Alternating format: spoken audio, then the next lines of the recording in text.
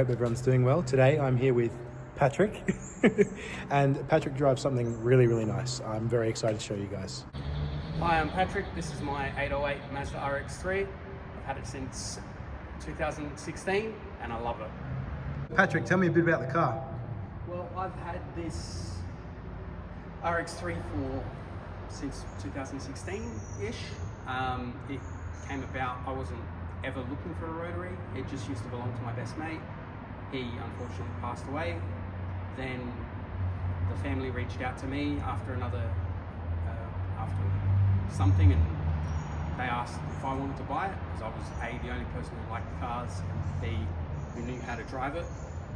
And so I said, let me think about it, went home, did the calculations, drained my life savings and bought this car.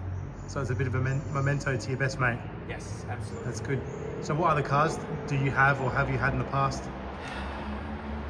How much time do you have? Currently I own a Toyota Crown. That's how I met Marcus. I also have a Project RX7 that I stupidly bought midway through a big build on this. And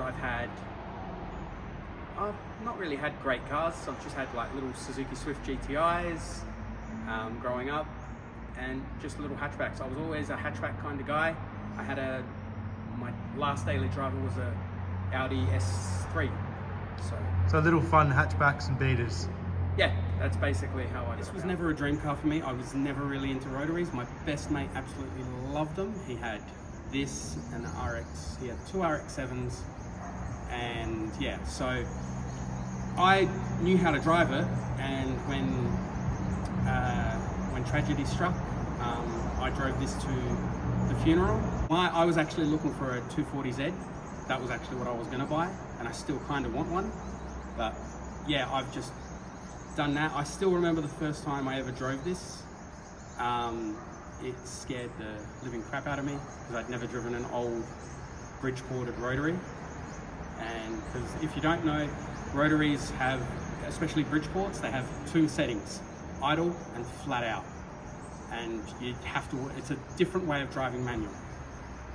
So yeah, it was a bit terrifying, but it's a work in progress ever since, and yeah. So can you tell me a bit about what's under the hood? Okay, so currently there is a fresh Series 6 RX7 13B Turbo that I've just had built. The car used to have what you would call a vintage 13B Bridgeport.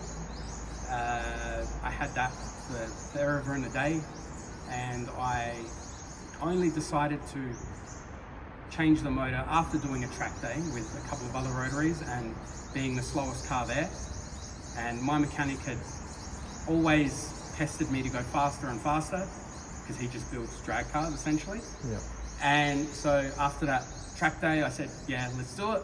And that was middle of 2023, and tracked down a motor, rebuilt said motor, studded, dowed, Bridgeported, 2,200cc injectors, rubber seal, all the seals are OEM.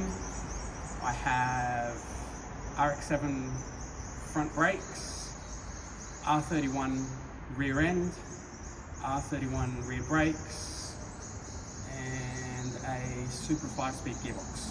And so after all that, what's it making? Currently it's at a conservative tune of about 250 kilowatts at the wheels. Okay, and not conservative? What's it Not normally? conservative, potential, if I want to go ridiculous, about 350 kilowatts at the wheels, and then onwards and onwards. Nice. Part of any car clubs or? Yeah, I'm part of the SA Rotor community. It's a, what are they called now? I should know this by now. It's the Rotary Enthusiasts of South Australia. It's the car club I'm part of. Street Machine South Australia I'm part of. I also run a Cars and Coffee on the fourth or last Sunday of the month. Cars, Coffee and Canine. So family friendly, bring your dog, have a bit of fun. Yeah, and the car scene in Adelaide is actually really good. I've lived in other states. Our car scene is actually really healthy. apart from the numpties who go to car meets and do burnouts and cause trouble and basically draw attention to the car community, and that's going to ruin it for us if we don't clamp down on that. In terms of the interior, full leather retrim, but that wasn't something I did because it came with a white ivory vinyl interior. I luckily found a full leather retrim on Gumtree before COVID. Got that, brought it over here, installed that. About a month or two later, a guy, again on Gumtree, it's an underused resource, don't go to Marketplace, go to Gumtree. A guy was selling Recaros that were trimmed in the exact same color as my interior, and he was having trouble selling them. I just went down there, made him an offer, didn't lowball him, don't lowball people, and picked up the Recaros that I've got in there now. And it's got a Momo steering wheel and little bits and pieces that I've still got to do. Do you have any future plans with the car? Future plans for the car are, I'm going to do a more free-flowing exhaust because Rotaries hate back pressure, so this is a little bit restrictive. Secondary fuel pump, have it retuned for more power, but I'm not really after more power, I'm just happy the way it is, as I said before. But Just give it the potential. Yeah, it's sketchy as it is when you go in a bit fast. Yes, I've been in it. Then I will eventually, because I've been putting it off ever since I bought the car, finish the center console and actually install an RX3 center console, which I've got, and that should hopefully finalize it. And I'm now, because Howtech have now released a thing for their dash, their digital dash, you can now replicate an original dash. So it's pretty cool. That's maybe a later job. Yep.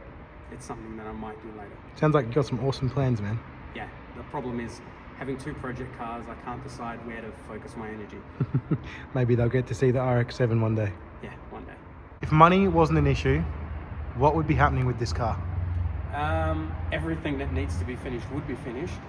But the one regret I have after building the motor was, I was like, I should have gone 20B, but from what I understand, they are a stupid expense because they're ridiculously, what's the word, expensive and a bit more complicated because it's harder to find parts. But yeah, I would totally 20B, but that's maybe a trip down later because this is my forever car and I'll never sell it. It's got too much sentimental value to me. Absolutely.